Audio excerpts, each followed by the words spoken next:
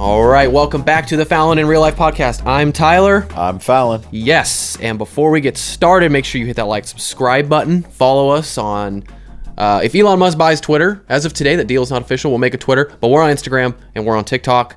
And email your comments, questions, and concerns to fallonirlpod@gmail.com. How are you, sir? I'm doing great. How about yourself? Doing all right. We are not talking EVs today. Last episode was very long, very informative. And now we know that the F-150 is still king to you, but not to me. Yeah, I'm still a F-150. You're gonna trade yours in? No. No car payments. I love that. Mm-hmm. You know, I don't know. I'll drive it till the wheels fall off. Okay. Yeah, I'm that type of guy. Great. Do you have anything that you want to talk about specifically, or do you want me to just throw some stuff at you? Why don't you throw some stuff at me today? Okay. Do you believe that nice guys finish last? Or is there a gray area? There is definitely a gray area. That's a good question. Nice guys finishing last. Depending on what, you know... I didn't think this would stump you. No, you did stump me because I it's a cruel world out there. You know, you have to look at it from two sides of the coin, I guess. But for me, you know, if you're a nice guy, cool. That's great. But you know, if you want to make something happen, sometimes you have to. I don't want to say deviating. I mean, I don't like.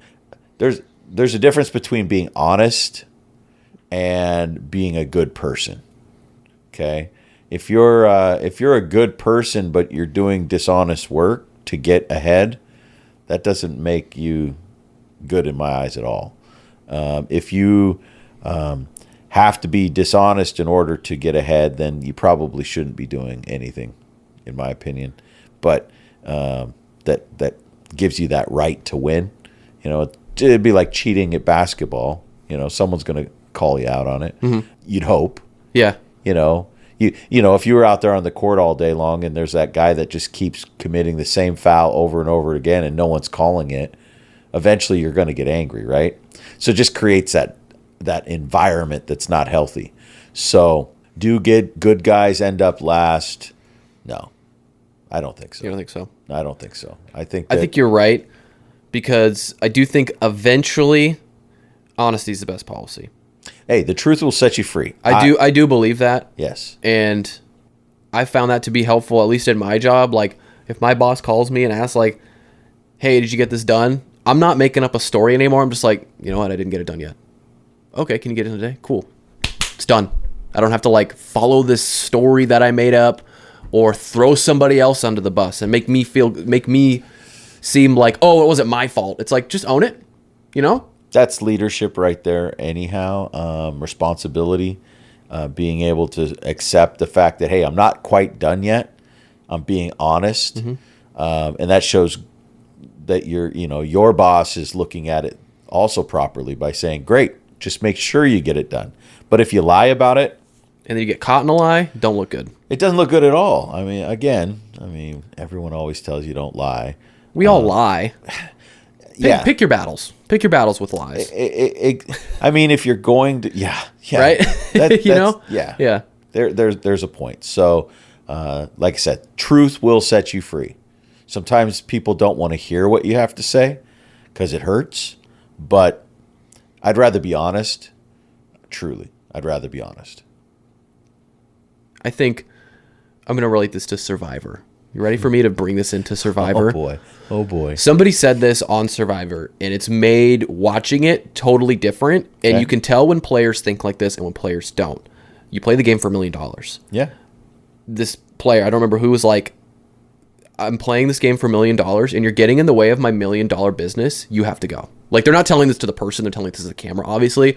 But, like, when you think of it like that, or when you think of other things like that, like, if you think of it just strictly on paper, this situation, this person, this scenario is in the way of me being successful, that has to go away. But that's a game.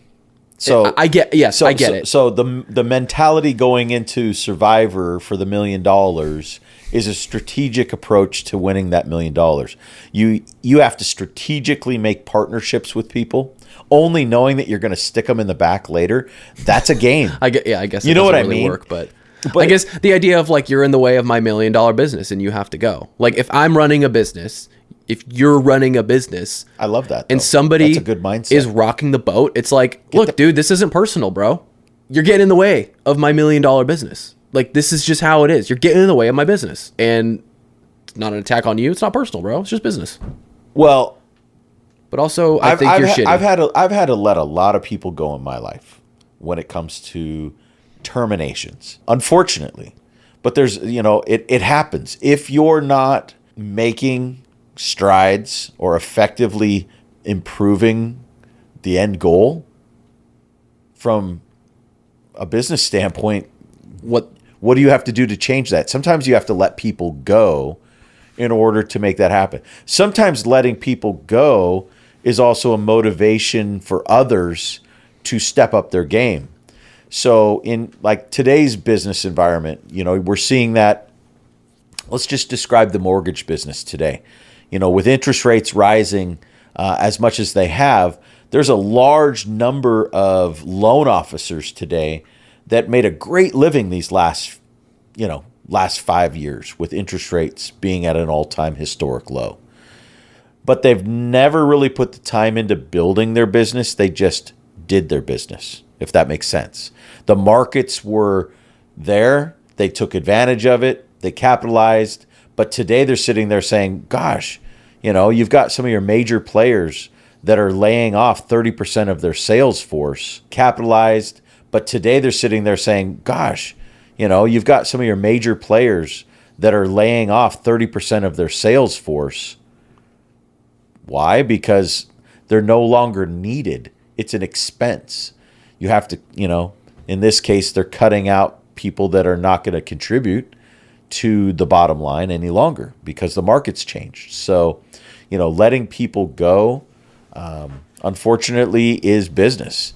Letting someone know that there's a better opportunity out there for them is important to be able to paint that picture. That's why I'm a firm believer. One-on-ones with your team are critical, and you can't be afraid of having those tough conversations. Asking, are you happy? Because if you're not happy doing what you do, you should not do what you do. Make a change. But, again, from a leadership standpoint, you have to make changes like that. So, what is a riskier investment in your eyes? Okay. And I'll give you 3. Okay. Cryptocurrency, Okay. penny stocks, Okay. or like collectibles, art, things like that. Okay. What would you say is the riskiest of the 3? Penny stocks. Penny stocks? Yep. Because they may never go anywhere. So, again, if you want to invest in penny stocks, that's great. There's always that possibility that you've got the winner. But again, that's probably your riskiest. Crypto, there's a market, but if you're buying NFTs or different currencies that I can't get into NFTs. Yeah, I can't either. I can't buy into that. I don't. I'd rather lose my money on digital money rather than on a. Yeah, I don't. Picture. I personally don't have any crypto like digital. I've been mining some PI. We're not investing in that crypto. But in the last 3 weeks now. How about like 5 months? Well, yeah. But in just the last 3 weeks, the amount of trillions of dollars has been lost in the market decline. Yeah. That's everything too. Yeah, but to me that's Especially also a correction, Mm-hmm. So, I think so too. Things are definitely correcting, which means it's a great time to look at buying. I just don't know where that's going to go. So if I looked at the 3, I would go riskiest is penny, second riskiest would be crypto, and then third would be collectibles. The problem with collectibles is you have to find a place to put them. You know what I mean? There's always that risk of damaging these collectibles. To be able to see it, touch it, feel it is the lowest on the level of risk. You think so? Yeah. I think the art thing is weird. I don't get art. What's it worth? Is it just worth what people will pay for it? Like that. I just don't know how you create value in art. Well, it starts with the artist. I get it, but I don't know. Maybe I'm just like wine. Think of wine. You know, grapes are grapes, right? Yeah, true. We would think they are, but they're not. There's an art that goes into that. So those that are creating these brands, these wines, they put a lot of time and energy into that, and there's an art and there's a skill. So you pay a premium for those wines. Do you know any like vineyards like that are like, what's a household vineyard name? I guess that's maybe my point. It's like, oh, you've got a number of them. I mean, from the Saint Michels of the world. Gosh. Like the only artist I can think of is Banksy, and he's a street artist. But like other than like art, and obviously you have like your Picassos and stuff like that. I mean, are stuff like that even going for sale? Everything's for sale, but I mean the artists. You go to like an art gallery, and they have a featured artist. We were down in San Francisco it's about a month ago now. We walked through a gallery, and this gentleman got so mad at me because I touched one of the pieces of art. It was pretty interesting. It was just odd, so I just wanted to touch it, curiosity. And he freaked out. He's like, if you're going to touch it, you got to buy it. I'm like, all right, well, how much is it? $25,000. I'm like, that's insane. But someone will pay for that, guess. I know, it's weird. It seems like this kind of old-timey, I don't know. I don't even know what I'm talking about. I just thought of three weird things. Yeah, no, they were definitely good questions. I mean, penny stocks, like there's a ton of them. But how many penny stocks actually, what's the percentage of stocks that are penny stock that actually succeed? I guess what's your definition of succeeding? I don't know. Growing. Over $1, I guess? Yeah. I don't know. I mean, what's that? 1,000, 100,000? That would be a significant increase to take a penny stock to $1. No one's done the math. Yeah, it's probably not common. Yeah. They're all risky, I guess, but I guess I maybe agree with you, I think. I don't know. If I'm going to buy a stock, I'm going to buy something that I use, I see, I think has longevity. You're not like a stock guy, though. I'm not a stock guy. Picking your own stocks or anything like that.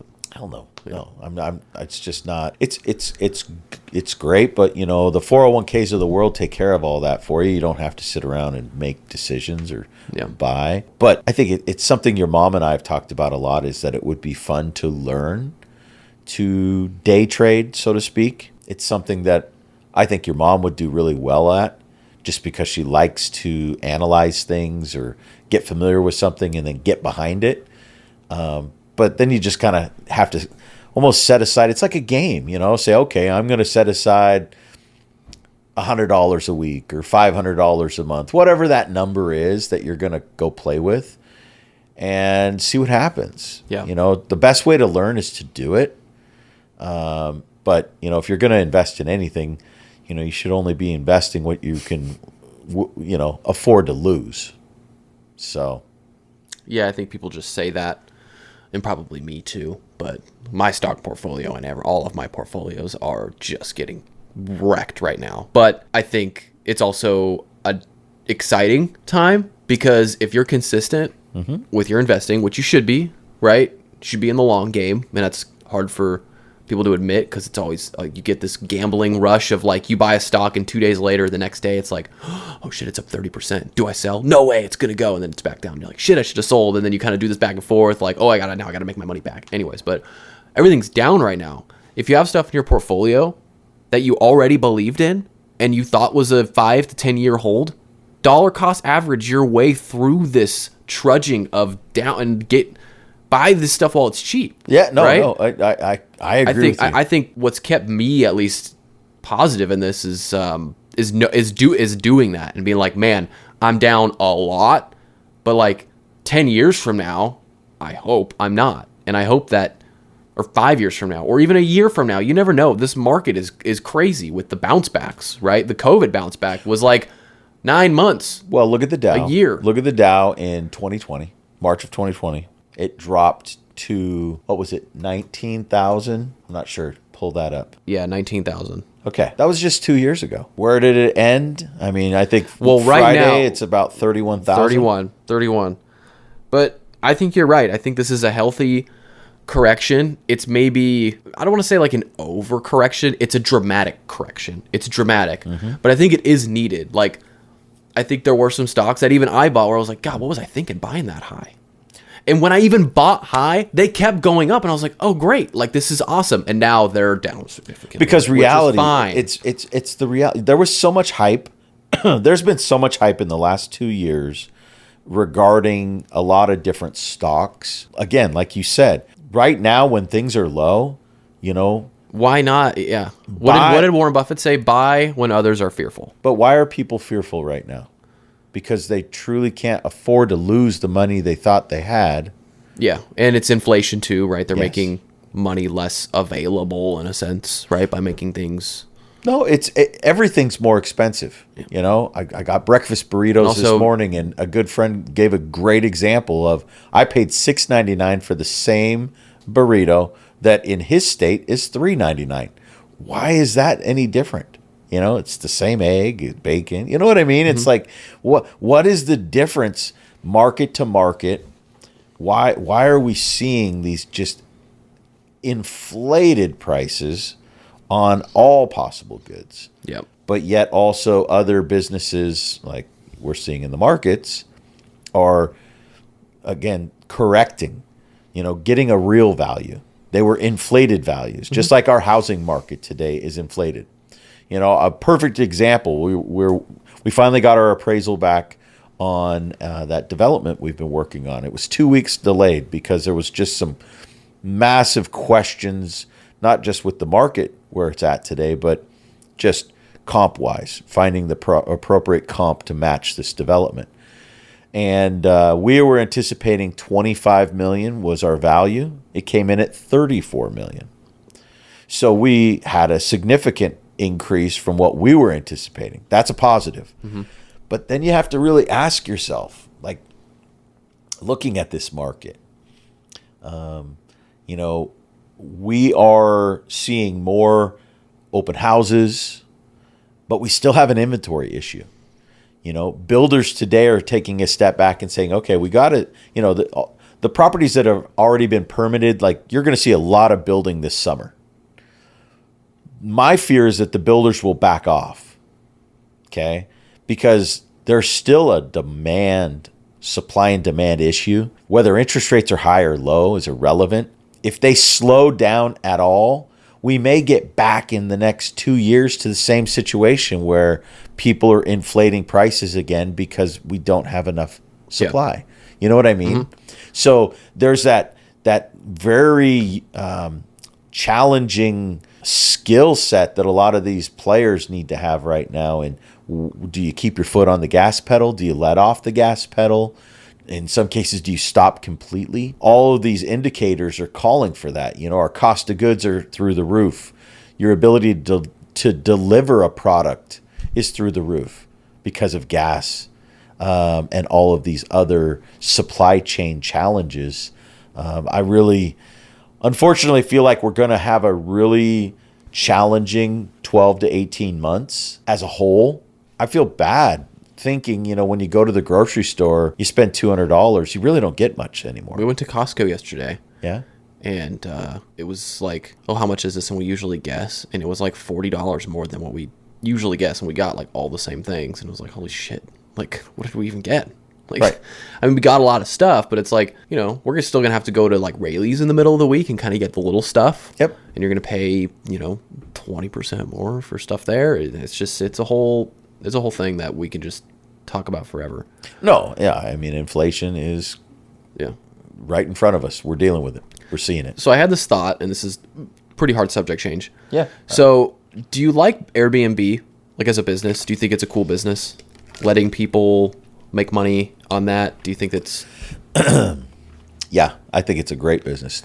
Do you think there's something... Because I was thinking, maybe you could tell me, why couldn't Airbnb either start like a side business or buy another business that's doing this sort of thing where like somebody like me could invest in a house that Airbnb owns? Like, let's say I have $1,000 and I'm like, oh, I want to put $1,000 in Airbnb house and I get some sort of cut, or like dividend something over the next whatever, and you have to be locked into whatever amount of years, whatever. I don't know. Like a REIT, Yeah, basically. like that sounds kind of cool. And it sounds way better than a REIT, because a REIT sounds like I got to be 85 years old to understand what it is. But I know what Airbnb is. Right. You know, like what's stopping them from, well, I know because it costs more for them to buy houses and have people that already own houses to be on their app. I get that. But like what's stopping Airbnb from owning the house and doing whatever kind of thing? I don't know. You tell me. Do you think it's weird? No, I don't think it's weird. I think it's a reality to recognize today that, you know, people travel all the time. They need to find a place to stay. The thing that's cool in my eyes is that now I can look in those same locations and find a perfect home where you can entertain versus a hotel.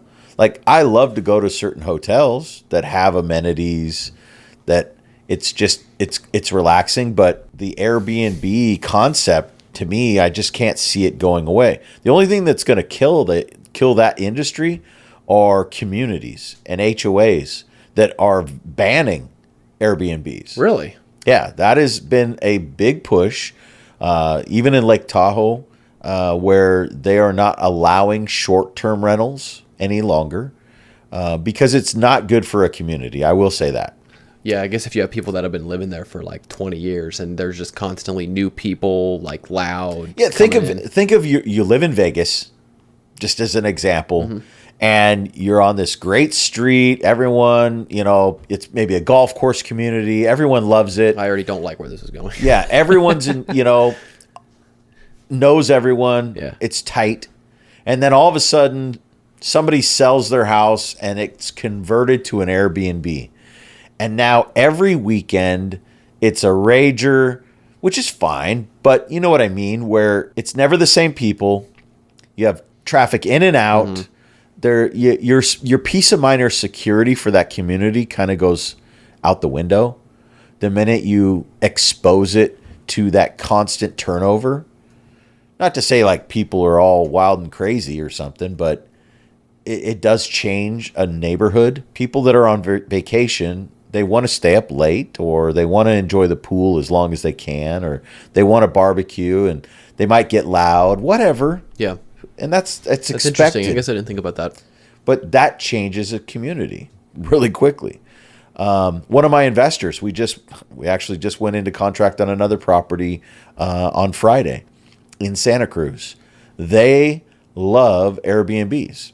Now They love renting them, buying them, turning them into Airbnbs. So I bet the money's ridiculous. Oh, yeah. It pays for the mortgage and then some, right? So the one that they just, let's see, it's scheduled to close for the end of this month. So I would say, based on the numbers they're looking at right now, the mortgage on this is going to be roughly $2,700 a month. Okay, so it's affordable. The weekly rate is almost $3,000 a week that they're going to get on that house. Using their comparison of one of their other properties, they're netting roughly $3,800 a month on a property. That one's in Monterey. That literally pays for itself. Their vacancy is running somewhere around 75-80% of occupancy. So their vacancy is low. It's a tourist area. It's a destination. People all love to go to Monterey, but a lot of families like to have a house versus trying to get everyone in a hotel, and you know what I mean? Yeah. Reading an article right now, it says there are more Airbnb rentals than available apartments in New York City. Yeah, that's a problem. I don't even know how that happens. You have people that maybe short term. Do you think like people that were leasing an apartment own the apartment building? No, you have to just own the apartment.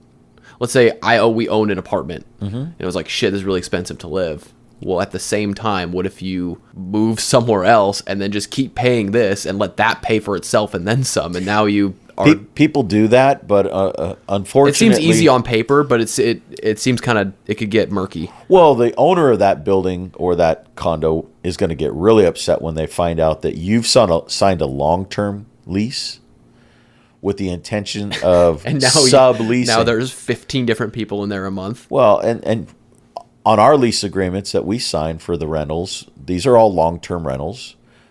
There is a section in the lease that says that this cannot be subleased out without owner's consent or approval. Wow. Because you don't want that. People can have roommates, but we normally would like to know who is living in that house. Anyone over 18 years or older, we want to know who they are. So, but do people do it? Yeah, I hear it all the time. People talk about, oh yeah, I've secured this rental for $2,000 a month. This condo's great, and I'm leasing it out for $1,500 a week, and I'm profiting from that. They never bought anything. They didn't buy the unit. All they did was take on the responsibility for a $2,000 a month rent, which at $1,500 a month, or $1,500 a week, excuse me, that's $6,000 in income. Yeah. That's a $4,000 a month net. Well, like you could probably rent or buy a pretty nice house for $4,000 a month, right? So the problem is that short term has also short-lived opportunities, meaning it's not always. What if it's saturated? You just said New York has more Airbnbs than long-term rentals. That says saturation. If your rental's not being rented, you're not making any income money. So you do have to be able to afford that. And that's where I see there's that kind of a shift in responsibility. If you're signing for a lease and you're not taking responsibility for it, and then it's not making any money any longer, you're likely going to leave, right? So that's property at risk. That's putting your credit at risk. That's putting your future opportunities at risk because of saturation. So you're not going to buy an Airbnb in certain areas. The other thing is that, funny, you go on to Airbnb's website and you start searching for a home or what's available. And certain areas, there's a ton. Then there's other areas, there's really nothing at all. But then you have to ask yourself, like, how often are you really going to get this unit rented out? And I like short-term rentals. I think that, if you're targeting corporate America, if you're by a hospital or you're by a university, short-term rentals are very lucrative. And other than maintenance, that's the thing that I see a lot, is that if you're turning over a property every few months, there's a lot of maintenance that goes into that, versus if you do a long-term lease, there is maintenance, but I don't think you see that expense as often as you would on a short-term rental. How much I think a couple episodes ago you were talking about how mortgage rates, or getting a loan and having a mortgage payment, is now like more expensive than rent, and that's a problem. Well, that's that balancing act that you have to look at. Is that still a thing? Yeah, it's always going to be a thing. If rent in Roseville, like I've got a property this week we're going to be putting on the market for rent. Brand new construction, closes escrow on Thursday. Okay, we're going to put it on the market Thursday afternoon. $3,100 a month. The 4-bedroom, 2.5 bath, new construction in Roseville, 0 lot line, so there's no real yard maintenance, but again, $3,100 a month. He bought it for a little over $600,000, roughly, after everything. I'm not sure what his mortgage payment is on that property specifically, but he was really happy with the $3,100 a month rent because we knew that covered it. Again, for people today, rents are alarming in the sense that they're gonna keep going up until vacancies start happening again. Yeah, we're not there yet. I posted a property 2 weeks ago now, and had, 24 applicants or more in a week. There's only one property, only one house. How do I help 24 different families? Yeah. That to me is alarming, because every one of them. Yeah. You charge them all the same amount of rent. They'd have made 24 times the amount that you would have. Oh, wouldn't that be lovely? No, it's really concerning. So what I'm seeing as a trend right now is a lot of investors they're cashing out. They're like, okay, there's laws, regulations, rules, this whole COVID restriction in the number of, families that were not making rental payments and had the protection of COVID relief. the mortgage was still due. That poor landlord has now had to put significant money out with the inability to, in some cases, reap any returns, because a lot of these tenants, they just move out after they finally find another place to live, and they're never going to pay that bill, which is sad. So you end up having to sue them. And like I said, again, with the restrictions that were in place, it really put a negative impact. So you've got a lot of renters today that are just finding another rental because the owners are selling the home that they live in, and rents are significantly higher. I mean, I was just saying this to someone that I couldn't believe how much a 2-bedroom apartment is renting for in our area right now, with no parking. It's just an apartment. Yeah. You're on the 3rd floor. That sucks. Yeah, you got vaulted ceilings, but who cares? You have nowhere to park. It's nothing special, but you could technically buy a home for that mortgage payment, or for what you're paying in rent. You could definitely have a mortgage payment. You may not live in that same city. You may have to go out 20 miles to be able to afford that. And that's what we're going to see a lot right now is, for our, Placer County, Sacramento County, El Dorado County have seen 30+% appreciation in just the last 2 years. Some cases, they've gone up as much as 50% in value. That's insane. So you're not able to buy into that at this time, because really, why would you? You need to, these are the things that you have to be watching. We're going to start seeing price reductions, but the number of buyers is still, I'd say that 20% of activity that was constant last year, we'll see maybe a 5% decrease, because people still need a place to live. Interest rates are not insane. You might have to put a little bit more money down to get that same payment you were hoping for, but it's all relative. Yeah. We're going to wrap up. Yep. Good stuff. We'll see you guys next week. Have a great one. Take care.